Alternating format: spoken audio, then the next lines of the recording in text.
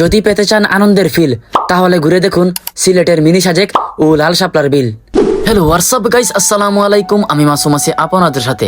Guys ভিডিওর thumbnail দেখে বুঝতে পারতেছেন আজকের ভিডিওটা কি নিয়ে। গাইস আজকে আমরা সকল বন্ধুরা মিলে সিলেটের মধ্যে অবস্থিত একটি বিখ্যাত জায়গার মধ্যে একটি, সেটা হলো লাল শাপলার বিল এবং মিনি সাজেক। এই জায়গাটার নাম দিছি আমি মিনি সাজেক, এর কারণ হলো জায়গাটা এতটা সুন্দর, যদি নিজের চোখে না দেখেন তাহলে বিশ্বাস করতে পারবেন না। এখন গাইস আমার চোখের সামনে যে দৃশ্যগুলো দেখতেছেন এটা হলো রাবার। আমার জানা মতে এইখানে রাবারের গাছ আছে এবং রাবারের ফ্যাক্টরি আছে, এখানে রাবারগুলো তৈরি করা হয়। গাইস এখন আমরা ভিতরে যাব, ভিতরে গিয়ে ওই জায়গাগুলো দেখানোর চেষ্টা করব। দেখুন গাইস কি উঁচু উঁচু পাহাড়, আর এই পাহাড়ের মাঝে ফুটে উঠেছে সেই বিখ্যাত লাল শাপলা।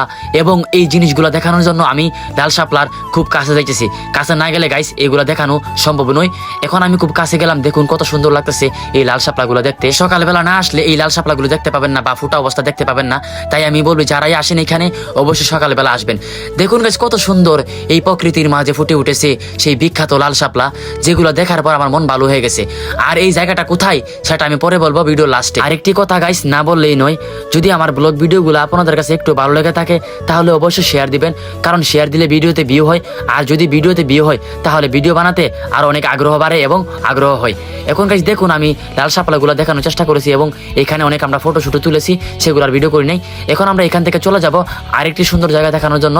তো ওইখানে যাওয়ার জন্য আমরা সবাই এখান থেকে বের হয়ে পড়লাম, যেহেতু এখানে শেষ, এখানে দাঁড়িয়ে থেকে আর লাভ নাই। আর গাইস এই লাল শাপলাগুলো অনেক সুন্দর, যদি নিজের চোখে না দেখেন তাহলে বিশ্বাস করতে পারবেন না। দেখুন কত সুন্দর করে ফুটে উঠেছে। এখন আমরা বন্ধুরা বলতেছে বন্ধু ওইদিকে চলো, ওইদিকে আরো সুন্দর একটি জায়গা আছে। তাই গাইস ওইদিকে যাওয়ার জন্য আমরা সকল বন্ধুরা মিলে ওইদিকে রওনা হয়ে গেলাম।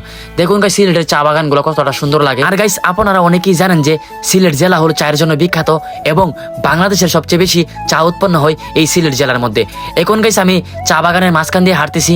এখন চা বাগানের দৃশ্যগুলা আমি আপনাদের মাঝে তুলে ধরবো। আর গাইস ভিডিওর লাস্টে এবং লাস্ট স্কিপে আমি এমন একটা জায়গা দেখাবো যেটা দেখানোর পর আপনাদের মন অবশ্যই ভালো হয়ে যাবে। দেখুন গাইস কতটা সুন্দর লাগতেছে এই চা বাগানের দৃশ্যগুলো দেখতে, কত ভালো লাগতেছে। আমি আমার বন্ধুদের নিয়ে এখানে আসলাম, এখানে আসার পর আমার কাছে অনেক ভালো লাগছে, কারণ দৃশ্যগুলো অনেক সুন্দর। আর গাইস এইখানে হাঁটার সময় হঠাৎ করে শিয়াল মামার সঙ্গে আমাদের দেখা।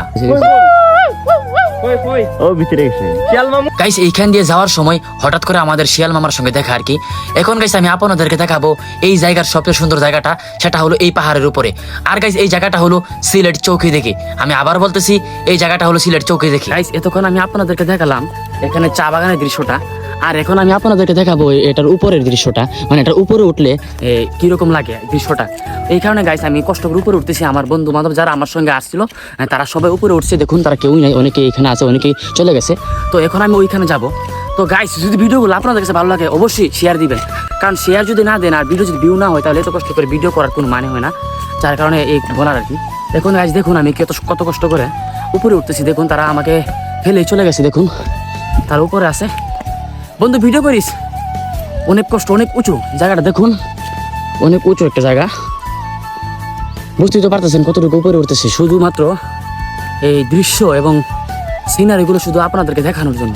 আমি এত কষ্ট করে ব্লগ বানাই শুধু আপনাদেরকে দেখানোর জন্য।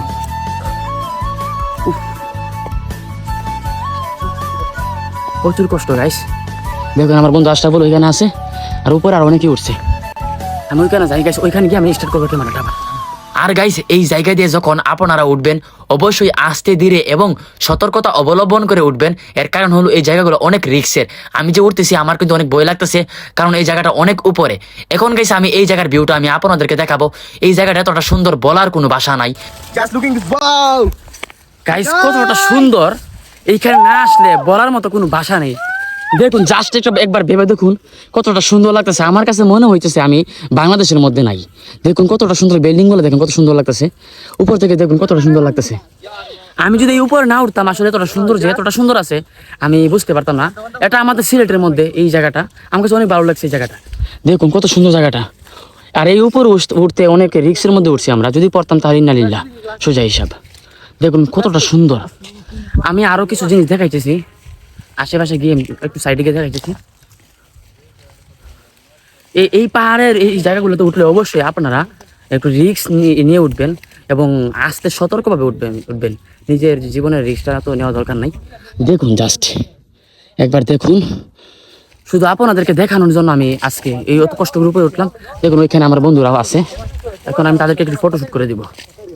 এই তোমরা ফটো তুলতে ফটো তুলতে যাননি, ফটো তুলো।